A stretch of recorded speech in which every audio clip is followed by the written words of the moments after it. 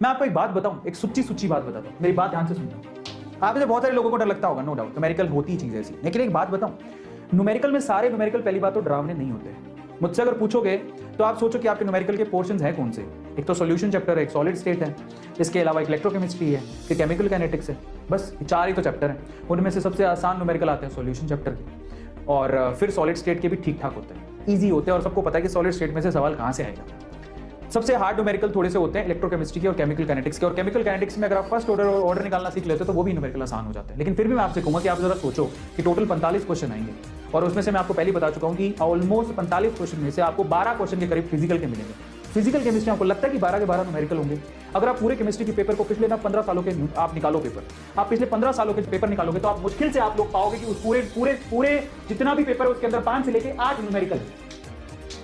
5 से लेके 8 न्यूमेरिकल है, मतलब 45 क्वेश्चन में से अगर मैं 8 भी पकड़ के चल लूं तो आप खुद से सोचो कि आपके पास अभी भी 37 क्वेश्चन ऐसे हैं जहां पर जिसके अंदर न्यूमेरिकल है ही नहीं। और एक और बात, उन 8 न्यूमेरिकल में से मैं आपको गारंटी दे सकता हूं कि इस 8 न्यूमेरिकल में से 5 न्यूमेरिकल बच्चों के जैसे होते हैं, बहुत आसान, जो कि फॉर्मूला बेस्ड होते हैं। ये इतने आसान होते हैं कि कोई भी बच्चा कर लेगा, आपको इसके लिए इतने डरने की जरूरत ही नहीं है। पीछे बचे 3 क्वेश्चन, हमें क्या जाता है 3 क्वेश्चन छोड़ भी देंगे तो 45 में से अगर आप लोग 42 क्वेश्चन भी करके आ गए तो आपका टारगेट पूरा हो जाएगा। इनफैक्ट आप केमिस्ट्री में 40 क्वेश्चन की टारगेट बना के चलते हो। समझ में आ गया? तो इतना डरो मत। और मैं आपसे कहता हूं कि अगर आपको लगता है 2-3 सवाल टफ होते हैं तो आप टफ में अपना समय क्यों बर्बाद करते हो? बेटर क्या है? बेटर स्ट्रेटेजी ये है कि आप इजी सिंपल न्यूमेरिकल करके जाओ, क्योंकि 8 में से 5 सवाल आसान आएंगे, 3 सवाल हार्ड होंगे, और 3 सवाल के चक्कर में आप अपना दिमाग मत खराब करो। अपने आप से कहो कि हाल फिलहाल मैं अपना सिलेबस पूरा करूंगा और मुझे एक्चुअली एक चीज का पता होना चाहिए। टफ न्यूमेरिकल छोड़ दो।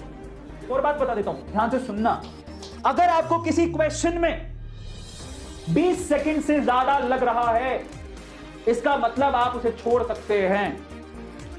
अगर आपको किसी क्वेश्चन में 20 मिनट थोड़ा कम बोल दिया, आप 30 सेकंड लेके चल दो। अगर आपको किसी क्वेश्चन में 30 सेकंड से ज्यादा लग रहा है, वो टफ है, उसको छोड़ दो, कोई फायदा नहीं। एक सिंपल मैं आपको क्राइटेरिया दे रहा हूं, आपने क्वेश्चन पढ़ा, क्वेश्चन के बाद उसके 30 सेकंड से अगर आपको ज्यादा लग रहा है उसको सोल्व करने में, तो वो न्यूमेरिकल आप छोड़ दो, बेमतलब समय बर्बाद मत करो।